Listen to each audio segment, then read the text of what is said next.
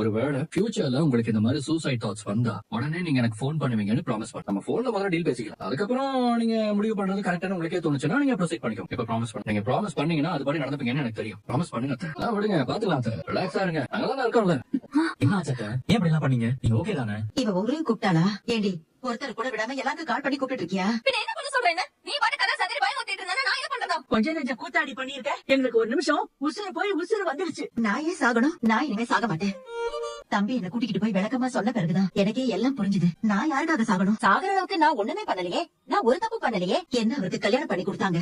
நான் அவரோட வாழ்ந்தேன். அந்த வீட்டுல இருக்கிற யாருக்கும் ஒரு குறையும் இல்லாம பாத்துக்கிட்டேன். அவர் வெளிநாட்டுக்கு போறதுக்கு முன்னாடி என்கிட்ட சொன்னாரு, என்னால 5 வருஷத்துக்கு ஒரு முறை தான் வர முடியும்னு. நீதான் பிள்ளைங்களை பாத்துக்கணும்னு சொன்னாரு. அவர் சொன்ன வார்த்தைய நான் காப்பாத்தினேன். ஆனா அவர் காப்பாத்தலையே. இந்த 30 வருஷ வாழ்க்கையில மொத்தமாவே ஒரு 5 முறை தான் இந்த வீட்டுக்கே வந்திருப்பாரு.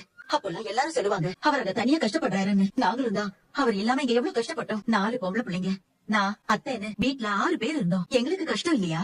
எல்லா கஷ்டத்தையும் எதுக்காக தாங்கணும்? அந்த மனுஷன் ஒருத்தருக்காக தான். ஆனா அந்த மனுஷன் குடும்ப வாழ்க்கைய நல்லா அனுபவிச்சுக்கிட்டு சந்தோஷமா தான் இருந்திருக்காரு. இதுல ரகசியமா ஒரு பொண்டாட்டி 2 பிள்ளைங்க, அதுங்களுக்கும் நதிகள்லயே பேருன்னு அவரு சந்தோஷமா தான் வாழ்ந்திருக்காரு. அவருக்காக நான் ஏன் சாகணும்?